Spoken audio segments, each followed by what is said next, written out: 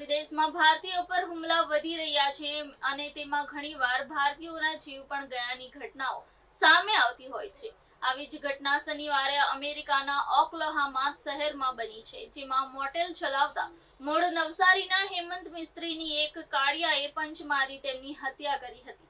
પોલીસે હત્યારા કાળિયાની ધરપકડ કરી હતી। હેમંત મિસ્ત્રીની હત્યાના સમાચાર મળતા જ બિલ્લીમોરામાં રહેતા તેમના કુટુંબીજનોમાં શોકની લાગણી વ્યાપી છે। નવસારીના બિલ્લીમોરા શહેરના રહેવાસી 59 વર્ષીય હેમંત મિસ્ત્રી વર્ષોથી અમેરિકાના કેલિફોર્નિયા શહેરમાં સ્થાયી હતા। તેમણે 3 વર્ષ અગાઉ જ ઓકલાહોમામાં 120 રૂમની મોટેલ લીધી હતી અને તેઓ પરિવાર સાથે ઓકલાહોમામાં શિફ્ટ થયા હતા। મોટેલનું વિશાળ પાર્કિંગ હોવાથી ત્યાં રાત્રિ દરમિયાન ડ્રગિસ્ટ તેમજ અસામાજિક તત્વો ઘૂસી જતા હોય। હેમંત મિસ્ત્રી રોજ રાત્રે પાર્કિંગમાં આંટો મારી કંઈક અજુગતું તો નથી થતું ને તેની ચકાસણી કરતા હતા।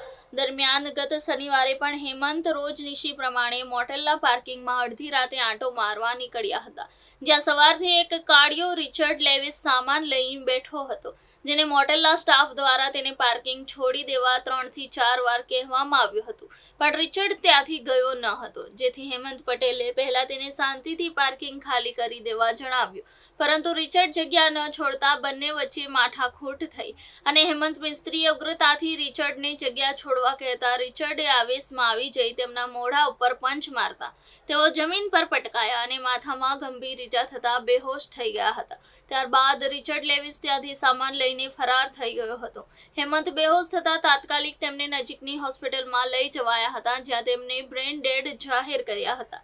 સમગ્ર પ્રકરણમાં સ્થાનિક પોલીસે 41 વર્ષીય રિચર્ડ લેવિસની સામે હત્યાનો ગુનો નોંધી તેને નજીકની એક હોટલમાંથી પકડી ધરપકડ કરી હતી। હેમંત મિસ્ત્રીની હત્યાની જાણ બિલ્લીમોરા રહેતા તેમના પરિવારજનોને થતા તેમની આંખો ભીંજાઈ હતી। સાથે જ હેમંત સાથે વિતાવેલી ક્ષણો તેમની આંખો સામે આવી ગઈ હતી। ગત વર્ષે જ હેમંત મિસ્ત્રી પરિવાર સાથે બિલ્લીમોરા આવ્યા હતા અને 3 મહિના રોકાયા બાદ ફરી અમેરિકા ગયા હતા।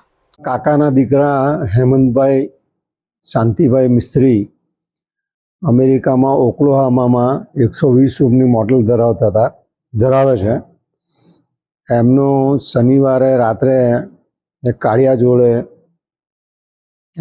બોલાચાલી થઈ અને તેમાંથી કાળિયાએ એમને ધક્કો મારીને પાડી નાખ્યા અને એમાં એમને બ્રેન